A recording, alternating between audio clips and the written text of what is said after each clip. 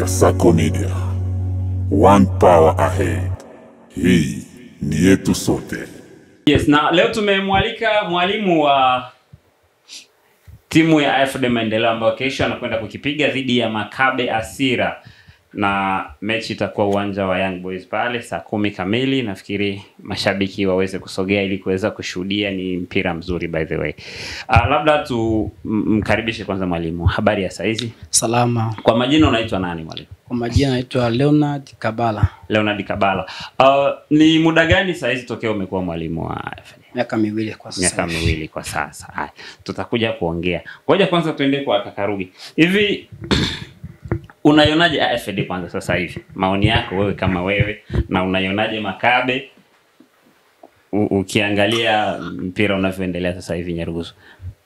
Katika mpira wetu wa saizi kati ya timu ya AFD pamoja na Makabe Asira, ni timu ambazo tutaangalia kwanza tuende kwenye rekodi zao. Yes. Waishacheza mechi 4. Na kati hizo mechi 4 wametoa sare mechi 2. Okay. Na kila mmoja amefunga moja. Kwa hiyo wanalingana nguvu. Nguvu ziko sawa. Ziko sawa. Lakini ukiangalia kwenye timu zingine AFD ana namba nzuri sana ukilinganisha na timu ya Makabe, kwa sababu Makabe ni timu ambayo haijawahi kuvuka hatua ya nusu finali.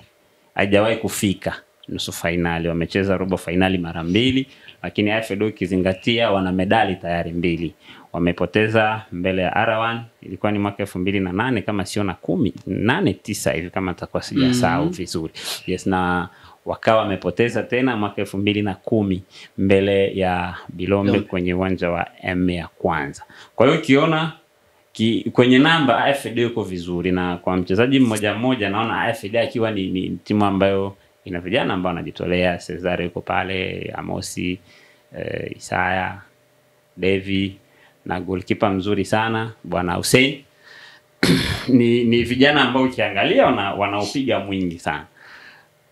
Upande wa Makabe kuna Lubenga na Maneno, ambaye taarifa zinazidi kusema kwamba Maneno hata kuwepo kwenye mchezo wa kesho. Sijui tungempata mwalimu, jitihada za kumpata mwalimu wa Makabe zimegonga mwamba. Yes, zimegonga mwamba. Lakini labda tuende kwa mwalimu. Umechukua timu miaka 2 iliyopita. Ulikuta wapi na sasa unaiona ikielekea wapi? Sawa. Kweli nilikuta timu iko chini ya kiwango. Ndio. Kufuatana na wachezaji waliokuwa tunao sasa hivi na waliokuwa wanapita hapo nyumbani. Yes. Ilikuwa tofauti kabisa. Sasa hivi natengeneza timu vizuri. Wengi walikuwa walevi, lakini sasa hivi hakuna mtu mwenye anakunywa hawatumii tena vitu kama hivyo. Yes. Ila kwa sasa hivi timu ishakuwa sawa. Tutarajie nini kwenye mchezo wa kesho kwanza? Mchezo wa kesho ni mzuri kwangu kwa sababu wachezaji wote wako sawa. Yes. Lazima nishinde. Nadhani ulipata nafasi ya kushuhudia mechi ya Miracle na Hodari, ambao ni timu ambazo upo nazo kwenye kundi moja. Kwanza tupe tathmini fupi ya mechi uliyoiona kama mwalimu wa soka kati ya Miracle na Hodari. Shida nini ilimsumbua Miracle mpaka akashindwa kutoa lile bao? Maana bao lilipatikana mapema sana, sekunde ya 30. Kwa mechi hiyo kulikuwa msamani, nilikuwa sipo kwenye uwanja huo. Ulikuwa bado unaandaa vijana huko. Yes. Yes. Lakini unaona ni timu gani ngumu? Miracle au Hodari kwenye kupambana nao? Yupi unamudu sana sasa? Kwa sasa hivi naona kama vile labda huyo hapana Miracle. Hodari. Labda. Lakini mechi ngumu kwangu naiona kwenye uso wangu. Yes. Ni Makabe, yani mechi ya kesho ndio mechi ngumu. Ni mchezaji gani anakupa wasiwasi huko?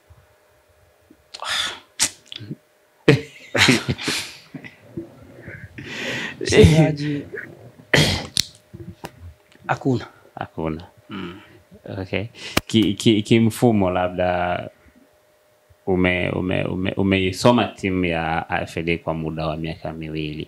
Na kumekuwa kosa nyingi sana hapa. Umekosa mara kadhaa kutinga hatua ya finali. Unadhani shida iko wapi upande wa timu mpaka nusu finali iliyopita umetolewa na Young Boys? Yes, umetolewa na Young Boys kwenye hatua ya nusu finali. mpaka saa hizi tunaiona AFD ile ambayo ilikimbiza sana msimu uliopita? Sawa. Changamoto ilikuwa kwenye wachezaji pamoja na kamati yangu. Sawa. Wachezaji walikuwa wanahitaji maandalizi yao ya kutosha, viatu nini, lakini timu ilikuwa bado haijakuwa vizuri kiuchumi vile uchumi. Yes. Na ndio maana nilipata changamoto kidogo kuhusu hiyo ligi. Sawa. Tupo kwenye ligi, by the way. Ni ligi ambayo imeanza, wewe ndo unaenda kucheza mechi ya pili, na utacheza na Hodari, utacheza na Miracle, utacheza na Makabe, lakini pia utacheza na Club United, ambapo ni timu 5 zilizopo kwenye kundi lako. Kundi lako linatajwa kwamba ni moja kati ya makundi mepesi sana kwenye hii ligi. Unakubaliana na wanaosema hivyo kwamba ni kundi jepesi? Hiyo ni kweli. Kwa sababu timu zote ni changa, tofauti na Makabe kwa changa. Kwa timu zote unasiwe. Sawa. Mi labda niende kwa Karuge. Ligi bado mbichi hii. Na kama unavyoona kundi la kwanza, unaweza ukatuambia kwa sababu hapa wanaondoka 3 ndo watapanda, 2 wanabaki. Nani na nani wanabaki? Tukiangalia katika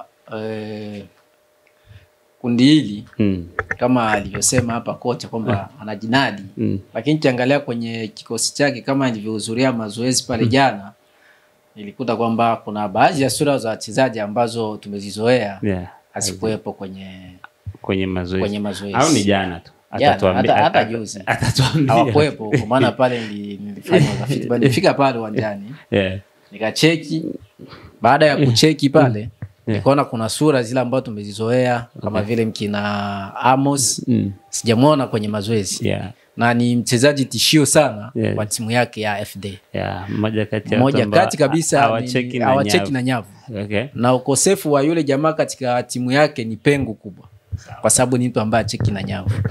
Na tukiangalia kwenye timu ya Makabe pia na kwenye kuna jamaa naye captain wao na nasemekana naye maneno naye ni mmoja kati ya wachezaji ambao wanaupiga wa kutosha sana. Kutokana na hilo inakwenda kupoteza nafasi sana kwa hizi timu. Na hawa tujue kwamba ni timu ambazo wana uzoefu katika ligi hii. Na sio ligi hii tu, ligi ambazo zote ambazo zimepita hapa. Tukimwangalia Makabe na FD, mechi zao waga ni ngumu. Hawajawahi kupigana bao 3. Ni 1-2-1. Kwa hiyo mechi ya kesho ni dabi kwao. Kwa hiyo ni moja kati ya mechi ngumu sana za. Kwa hiyo wenyewe hata tukiangalia Makabe akipiga na Miracle na wenyewe wanaona kwamba ni nafuu. Kwa hiyo ngoja kwanza. Unakubaliana na wanaosema kwamba hilo kundi la kwanza ni nyepesi? Ili kundi si nyepesi kiliangalia kivizuri sana. Si nyepesi kivile. Kwa sababu kuna timu tata.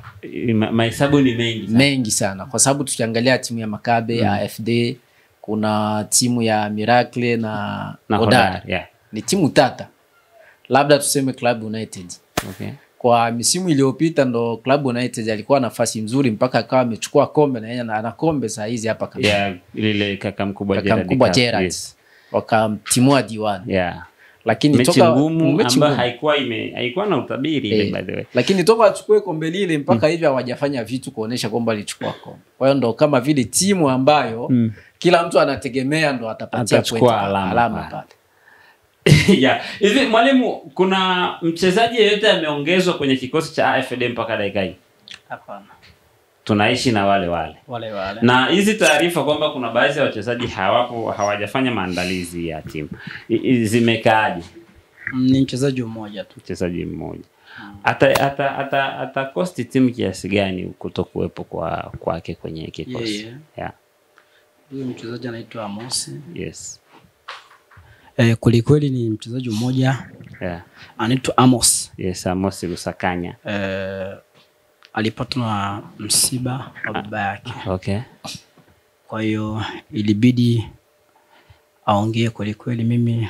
Kwa hiyo mechi ya kesho sitakuwa uwanjani. Bado anamuomboleza baba. Kesho ni mechi ambayo inakwenda kuamua kuanza kuleta sura ya matumaini kwa mashabiki wa timu ya AFD. Unahakikisha hizo pointi 3 utaweza kuondoka nazo? Yes. Utazipata. Kosa mengi sana.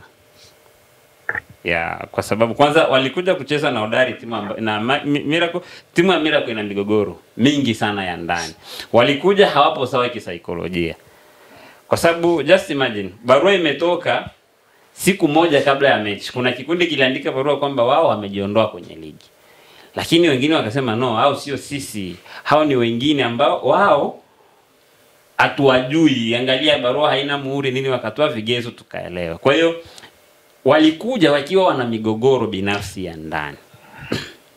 Na kwa mchezo ulivyokuwa hawakupaswa kushinda goli moja tu. Walitakiwa washinde bao 2 au 3. Kuna yule mchezaji nimemsahau jina, alikuwa amevaa nambari 12. Alianza kucheza kama namba 9. Mwisho wa siku akaenda kumaliza kama winga. Amefanya makosa mengi kiasi kwamba akiyarudia tena atakuwa sababu ya timu yake kutokufanya vizuri kwa mzunguko huu. Wamefunga ndio, lakini bado bado mechi zinazokuja mbele ni ngumu. Ukiangalia timu ya AFD haina rekodi ya kupoteza mbele ya timu za Burundian. Haina hiyo rekodi. Ukiangalia timu ya Makabe ni hivyo hivyo pia, hawapotezi sana mbele ya timu za Warundi. Kwa hiyo wana mlima mrefu sana hapo mbele.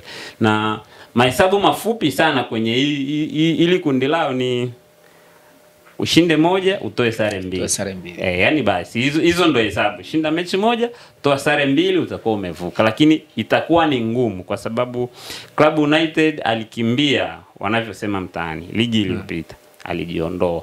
Kwa hiyo anakuja akiwa na ile hamu kwamba no, ili tusiendelee kuaibika inabidi tuongeze nguvu hapa kati. Kwa hiyo unaona kabisa jinsi hili kundi mahesabu yake ni magumu sana. Japokuwa kuna baadhi ya timu majina yake ni ya kawaida, lakini bado ni timu ni kundi ambalo mahesabu ni makubwa sana. Nitake kujua kwa mwalimu, kwa mahesabu haya ambayo yapo kwenye kundi lako, wewe una uhakika wa kuondoka na pointi ngapi pale? Mahesabu. Kimahesabu. Maana nyinyi mnachezea pointi 12. Una uhakika kuondoka na pointi ngapi? Nikifunga mechi ya kesho, najua nitakuwa asilimia unaweza kuondoka na pointi kama 9 au 10. Nikifunga kesho ndo mlima mrefu kesho basi. Lakini Club United wamejiandaa vya kutosha na wao wanavyodai kwamba unyonge sasa basi. Yani wamesemwa sana mpaka wameweka vikao vya wazee wa kijiji kule, wana memba kwamba oya ifike mahala basi turejeshe heshima yetu. Unaionaje kwanza Club United japokuwa hawajashiriki ligi iliyopita? Kwa hivi kosa mengi sana.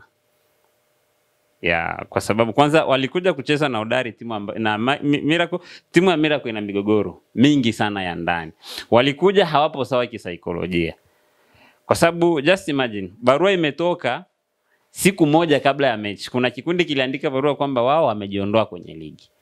Lakini wengine wakasema no, hao sio sisi. Hao ni wengine ambao wao hatuwajui. Angalia barua haina muhuri nini, wakatoa vigezo tukaelewa. Kwa hiyo walikuja wakiwa wana migogoro binafsi ya ndani. Na kwa mchezo ulivyokuwa hawakupaswa kushinda goli moja tu. Walitakiwa washinde bao 2 au 3.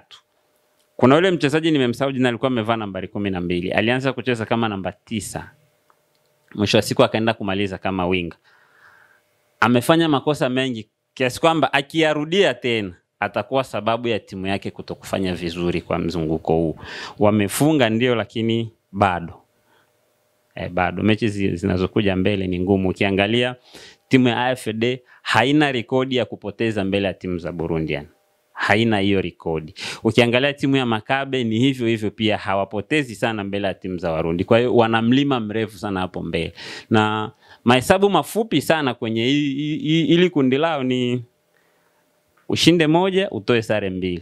Yani basi hizo ndo hesabu. Shinda mechi moja, toa sare 2, utakuwa umevuka. Lakini itakuwa ni ngumu kwa sababu Club United alikimbia wanavyosema mtaani ligi iliyopita. Alijiondoa. Kwa hiyo anakuja akiwa na ile hamu kwamba no, ili tusiendelee kuaibika, inabidi tuongeze nguvu hapa kati. Kwa hiyo unaona kabisa jinsi hili kundi mahesabu yake ni magumu sana. Japokuwa kuna baadhi ya timu majina yake ni ya kawaida, lakini bado ni ni kundi ambalo mahesabu ni makubwa sana. Nitake kujua kwa mwalimu, kwa mahesabu haya ambayo yapo kwenye kundi lako, wewe una uhakika wa kuondoka na pointi ngapi pale? Kimahesabu, maana nyinyi mnachezea pointi 12. Una uhakika kuondoka na pointi ngapi? Nikifunga mechi ya kesho. Unaweza kuondoka na pointi kama 9 au 10 zote. Yani kesho ndo mlima mrefu unauona.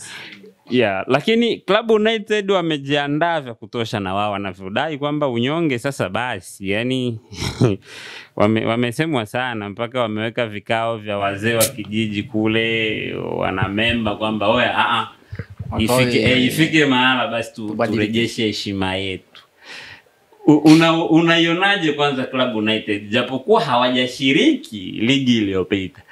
Kwa hivi tunawaweka wapi? Mtavuka nao kwenda hatua inayofuata au ndio hivyo wanabaki? Sijui. Kufuatana na nguvu zao kama watajiongeza. Kuna kitu nisisahau. Uliwahi kuwa mchezaji pia wa timu ya AFD. Ulifahamika kama Lampard? Leon. Yes. Tusaidie mpira mliokuwa mnaocheza enzi zenu na huu unaochezwa hivi sasa. Ungekuwa sasa hivi wewe ndo unacheza sasa hivi, ungekuwa uko wapi sasa hivi? Mpira wa sasa hivi na mpira uliopita, kweli kipindi chetu tulikuwa na wachezaji wazuri sana, na tulikuwa na lengo la mpira. Kwenye zoezi kulikuwa tunapiga zoezi, lakini siku hizo wachezaji wa leo vipaji vyao vina kwenye mdomo. Lakini kwenye zoezi anasua sana kwenye mazoezi. Target kocha yupo, siweze kuingia kwenye uwanja mpaka kocha ingie. Lakini sisi kocha hajakuja, sisi tuchakuwa kwenye mchakato wa tayari mnacheza, mnapasha viungo pale. Sawa. Timu nyingi za mbele huko ambazo zimefanikiwa wana utaratibu wa kuwa na makocha wa viungo, kitu ambacho huku hakipo sana.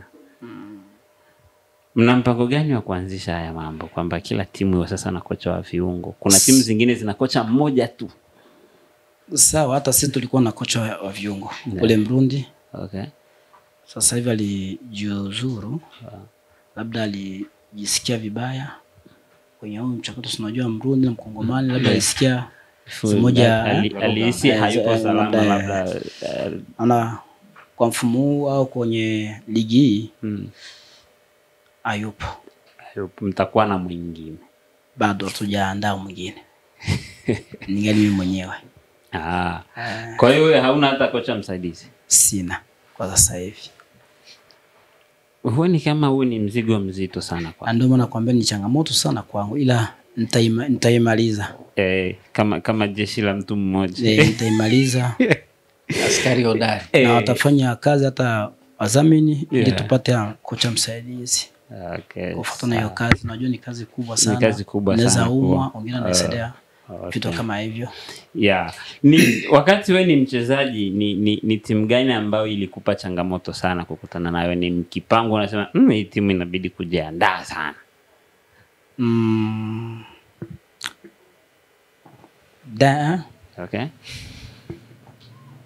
Kwa sababu sikuwahi kupata nafasi sana kwa mechi hiyo. Lakini ilikuwa natusumbua sana kwenye akili yetu. Na nadhani uliwahi kuhusishwa kutafutwa na timu ya D1. Mimi kipindi hicho kilingali nakuja DRC, nilikuwa natafutwa na hiyo timu. SD, Gisporo. Watu walinitafuta kule. Iliishia wapi dili lako la kujiunga na D1? Timu likataa mimi kutoka kwenye timu ya FD. Alisema huyu bwana ni mali, haiuzwi. Mpaka sasa hivi waligoma kabisa. Kama ni uzee ni hapo hapo. Yes. Okay, basi sisi tukutakie kila laheri kwenye mchezo wa kesho. Wakati tunamalizia story yetu hapa, nimkumbushe mtazamaji kwamba kwenye vihoja mchezoni leo ni kwamba kuna kipindi mchezaji wa Brazil Edson Arantes do Nascimento au Pele aliwahi kuhusishwa kutafutwa na vilabu vya Ulaya. Rais mwenyewe kipindi hicho wa Brazil akatangaza kwamba Pele ni mali, ni nembo ya taifa, kwa hiyo hawezi kuuzwa nje.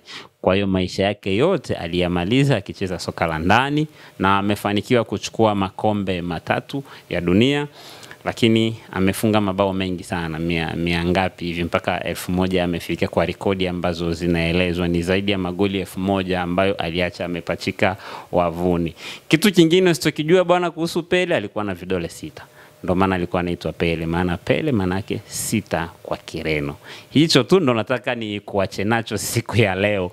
Leo bana nilikuwa na kocha wa AFD, tunaenda kuhitimisha story ya kwetu namna hiyo kwenye Sports Corner. Nilikuwa na Kakaruge katika uchambuzi. Tukutane wakati mwingine. Jamani, asanteni sana. Haya bana. Bye bye, ni Kasako Media, tukutane kesho uwanjani.